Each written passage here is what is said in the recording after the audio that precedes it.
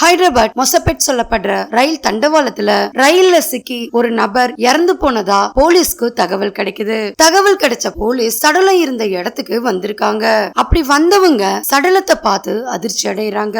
இறந்து போன நபருடைய உடல் பாகம் பிளவு ஏற்பட்டு 2 பாகங்களா போலீஸ் கைக்கு கிடைச்சது. இறந்து போன நபர் ஒரு கல்லூரி மாணவர்ன்றது போலீஸ்க்கு தெரிய வருது.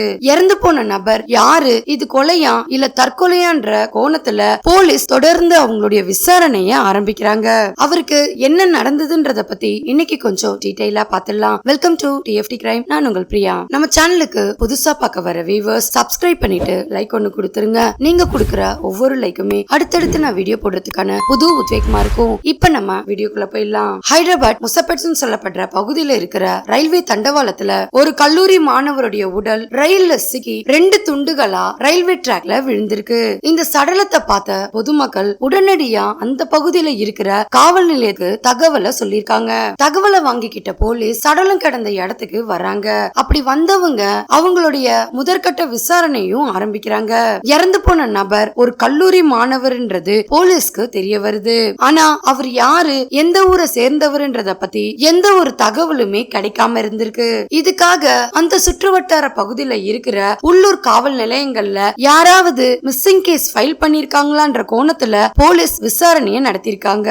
அதுல அல்லப்பூர் பகுதியை சேர்ந்த அகமது அன்சாரி பேகம் தம்பதிகள் கடந்த ஜூன் 23 இருந்து தன்னோட மகன் காணாம போயிட்டதா காவல் நிலையத்துல ஒரு புகார் கொடுத்திருக்கிறது போலீஸ்க்கு தெரிய வருது. அந்த தம்பதிகள் காவல் நிலையத்துல கொடுத்த புகார்ல தன்னோட மகனை பத்தின அங்க அடையாளங்களும் போலீஸ் மீட்டெடுத்த சடலத்துடைய அங்க அடையாளங்களும் ஓரளவுக்கு ஒத்து போற மாதிரியே இருந்திருக்கு. இதன் அடிப்படையில போலீஸ் புகார் கொடுத்த தம்பதிகள் கிட்ட ரயில்வே டிராக்ல இறந்து போன நபர் உங்களுடைய மகனான்ற அங்க அடையாளங்களை காட்ட சொல்லி கேக்குறாங்க.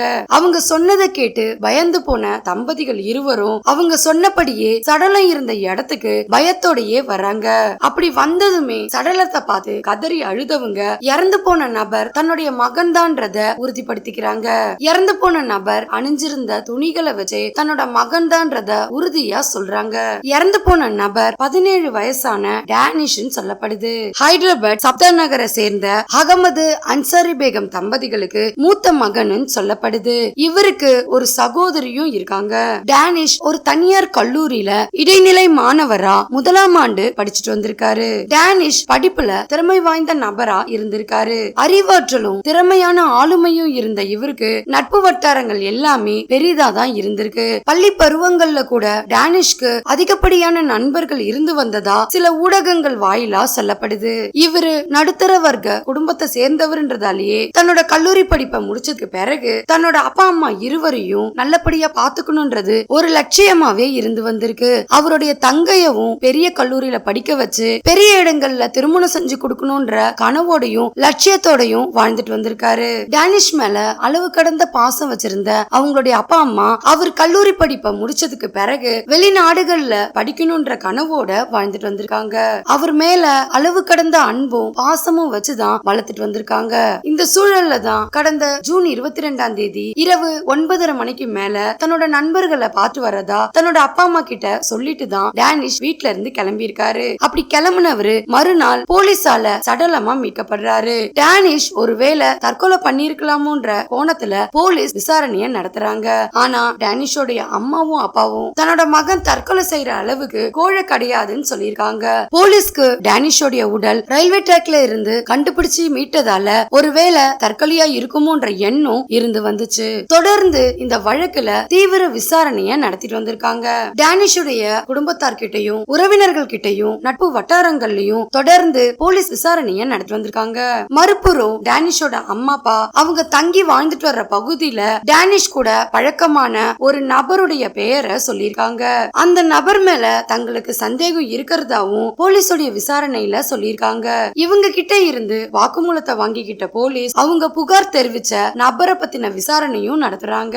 அப்படி நடத்தப்பட்ட விசாரணையில டேனிஷ் வாழ்ந்துட்டு வர அதே பகுதியில வாழ்ந்துட்டு வர ஒரு பிரபலமான ரவுடியோட மகன்றது போலீஸ்க்கு தெரிய வருது. மறுபுறம் போலீஸ் டேனிஷோடைய போன் தரவுகளை ஆய்வுக்கு உட்படுத்துறாங்க. அந்த ஆய்வு முடிவுல டேனிஷோடைய மொபைல் எண்ணும் அதன் கூடவே 10 நபர்களுடைய மொபைல் எண்ணும் ஒரே நேரத்துல ஒரே டவர் சிக்னல்ல காட்டினதா சொல்லப்படுது. இதன் அடிப்படையில போலீஸ் அந்த 10 நபர்களையும் தேடி கண்டுபிடிச்சிருக்காங்க. அந்த 10 நபர்கள்ல 5 நபர்கள் 17 வயதுக்கு உட்பட்ட சிறாருன்னு சொல்லப்படுது. அப்படி கண்டுபிடிச்ச இந்த நபர்கள் கிட்ட போலீஸ் தொடர்ந்து விசாரணையை நடத்திருக்காங்க. அப்படி நடத்தப்பட்ட விசாரணையில இந்த 10 நபர்களும் சேர்ந்துதான் டேனிஷ கொலை செய்ததா உண்மைய ஒத்துக்கிறாங்க. இந்த 10 நபர்களுமே கஞ்சா போதைக்கு அடிமையானவங்கன்றது போலீஸோட விசாரணையில சொல்லப்பட்டிருக்கு. தற்கொலையா பதிவு செய்யப்பட்ட இந்த வழக்க மாத்தி இந்த வழக்க கொலை கேஸா பதிவு பண்றாங்க. குற்றம் சாட்டப்பட்ட 10 நபர்கள் கிட்ட நடத்தப்பட்ட விசாரணையில டேனிஷ் கல்லூரியில ஒரு பெண் கூட நட்பு ரீதியா பழகிட்டு வந்திருக்காரு. அவர் பழகிட்டு வந்த அந்த பெண் கூட அந்த பகுதியில வாழ்ந்துட்டு வர பிரபல ரவுடியுடைய மகனும் அந்த பெண் கூட காதல்ல இருந்திருக்காரு. இந்த சூழல்ல அந்த பெண்ணுக்கு தன்னோட காதலனுடைய அப்பா பிரபல ரவுடின்ற விஷயம் தெரிய வருது. இதனால தன்னோட காதலனை விட்டு விலகி போகணும்னு நினைச்ச அவங்க அவரை விட்டு விலகவும் செய்யறாங்க. அந்த நேரத்துல டேனிஷோடைய அறிமுகம் கிடைச்சி அவர் கூட நட்பு ரீதியான முறையில தான் பேசி பழகி வந்திருக்காங்க. இவங்களுடைய நட்பை தவறா புரிஞ்சுக்கிட்ட ரவுடியோடைய மகன் டேனிஷ் கிட்ட தொடர்ந்து பிரச்சனைகளையும் சண்டைகளும் போட்டு வந்திருக்காரு. அதோட டேனிஷும் பிரபல ரவுடியோட மகனும் ஒரே பகுதின்றதால அவங்க வாழ்ந்துட்டு வர பகுதிகளிலும் சண்டைகளும் பிரச்சனைகளும் ஏற்பட்டிருக்கு. இதை தொடர்ந்து டேனிஷ்க்கு பல எச்சரிக்கைகளையும் அச்சுறுத்தலையும் கொடுத்துக்கிட்டே வந்திருக்காரு. ஆனா டேனிஷோ இத கொஞ்சமும் பொருட்படுத்தாம தன்னோட தோழி கிட்ட தொடர்ந்து நட்புல இருந்து வந்திருக்காரு. அந்த நட்பை தொடர்ந்துகிட்டே வந்திருக்காரு. இதனால கோபம் ஏற்பட்ட பிரபல ரவுடியோடைய மகன் டேனிஷ் கிட்ட தன்னுடைய காதலியை விட்டு விலகும்படி சொல்லியிருக்காரு. ஆனா டேனிஷோ தனக்கு அவன் நல்ல தோழின்றத பிரபல ரவுடியோடைய மகன் கிட்ட உணர்த்துக்கிட்டே இருந்திருக்காரு. பல முறைகளுக்கு மேல தன்னோட காதலி கிட்ட பேச வேண்டாம் பழக வேண்டாம் சொல்லியும் டேனிஷ் அந்த பெண் கூட தொடர்ந்து நட்புல இருந்து வந்திருக்காரு. இதனால கோபம் அடைஞ்ச பிரபல ரவுடியோடைய மகன் டேனிஷ எப்படியாவது கொலை செய்யணும்ன்ற திட்டத்தை போடுறாரு. இதுக்காக அவங்க வீட்டு பகுதியில இருக்கிற நட்பு வட்டாரங்கள்லயும் டேனிஷ கொலை செய்யறதுக்கு தனக்கு தேவையான உதவியை செய்யும்படி கேக்குறாரு. இதுல அவருக்கு சாதகமா 10 நபர்கள் டேனிஷோடைய கொலைக்கு உதவி செய்யறதா முன் வராங்க. அவங்களோட உதவியோட டேனிஷ கொலை செய்யறதுக்கான திட்டத்தை போடுறாங்க.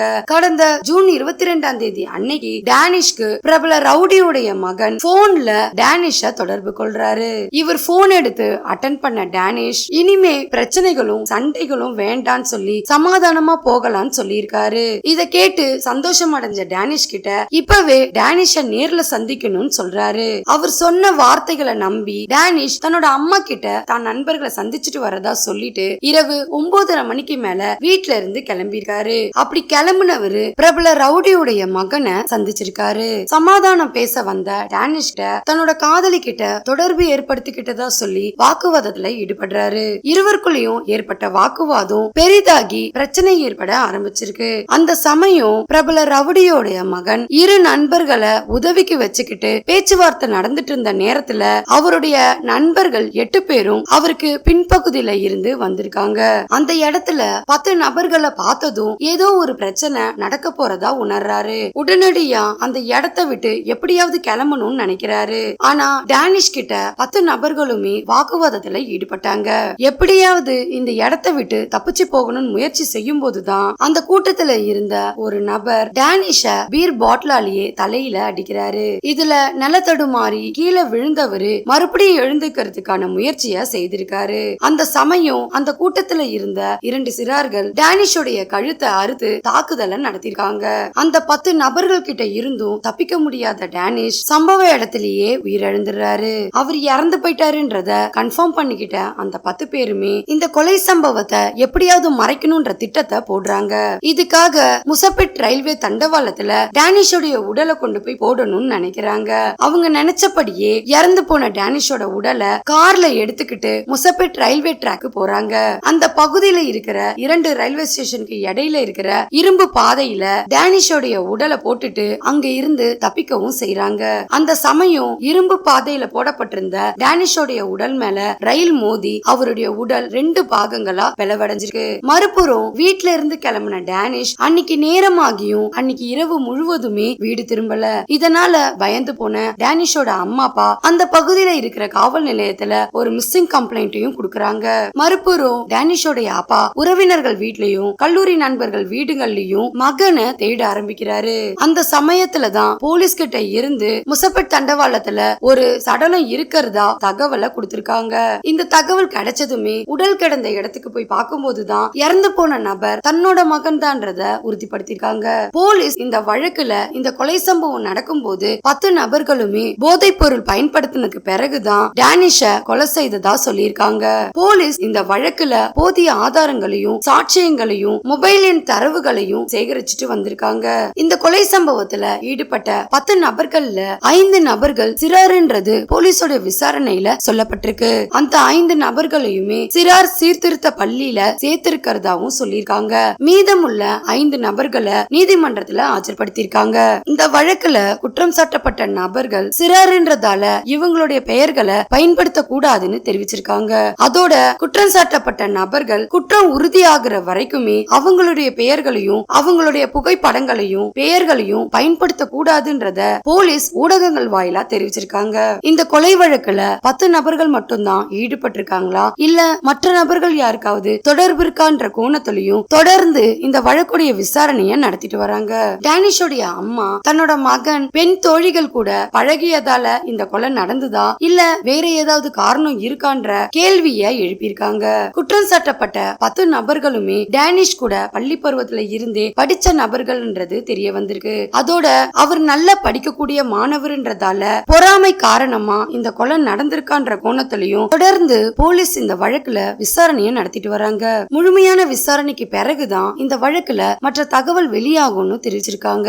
இந்த வழக்கு பத்தின உங்களுடைய கருத்தை மறக்காம கமெண்ட்ல சொல்லுங்க. லைக் பண்ணுங்க, ஷேர் பண்ணுங்க. மறுபடியும் வேற ஒரு கேஸோட உங்களை சந்திக்கிறேன். தேங்க்யூ.